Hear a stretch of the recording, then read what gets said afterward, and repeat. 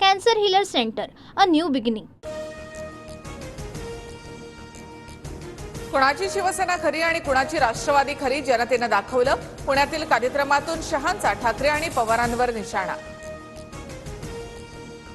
परळी आणि शिरसाळ्यामध्ये मुंडे समर्थकांनी सुरेश धसांना काळे झेंडे दाखवले.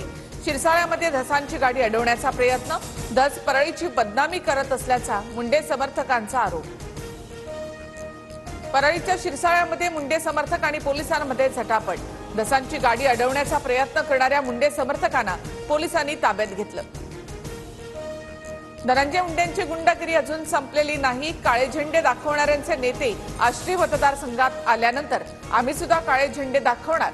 सुरेश धसांचा धनंजय मुंडे यांना इशारा. वाल्मिक कराडला तुरुंगात मटण पुरवलं जात असल्याचा सुरेश धस यांचा आरोप. कराड आणि इतर आरोपींना व्हीआयपी ट्रीटमेंट देणाऱ्या अधिकाऱ्यांवर कारवाई करावी, सुरेश धस यांची मागणी.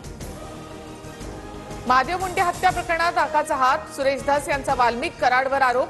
आमदार सुरेश धस यांनी महादेव मुंडेंच्या कुटुंबियांची भेट घेतली. मसाजोगच्या ग्रामस्थांचा सुरेश धस यांना पूर्ण पाठिंबा.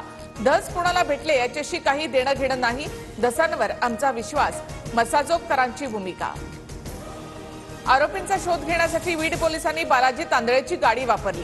गुन्हे शाखेच्या अधिकाऱ्यांनी तांदळेला दिलेलं पत्र TV9 मराठीच्या हाती. बालाजी तांदळे हा वाल्मिक कराडचा निकटवर्तीय. वाल्मिक कराडचा सहकारी बालाजी तांदळेला सहआरोपी करा, धनंजय देशमुखांची मागणी. तर मी पोलिसांना तपासासाठी मदत करत होतो. पोलिसांनी गाडी वापरल्याच्या आरोपांवर तांदळेचं उत्तर. निकालाची प्रत प्राप्त झाल्यावरच कोकाटेंवर पुढील कारवाई. विधानसभा अध्यक्ष राहुल नार्वेकरांची भूमिका. सदनिका घोटाळ्यामध्ये माणिकराव कोकाटेंना 2 वर्षाची शिक्षा. कृषी मंत्री माणिकराव कोकाटेंना झालेल्या शिक्षेची ऑर्डर विधानसभा अध्यक्ष नार्वेकर यांना पाठवा. खासदार सुप्रिया सुळेंचा स्वतःच्या कार्यालयाला फोन.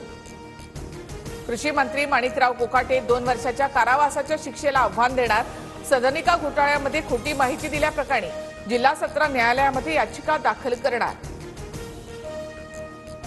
महायुतीमध्ये निधी वाटपात प्राधान्य भाजपला, नंतर मित्रपक्षांना.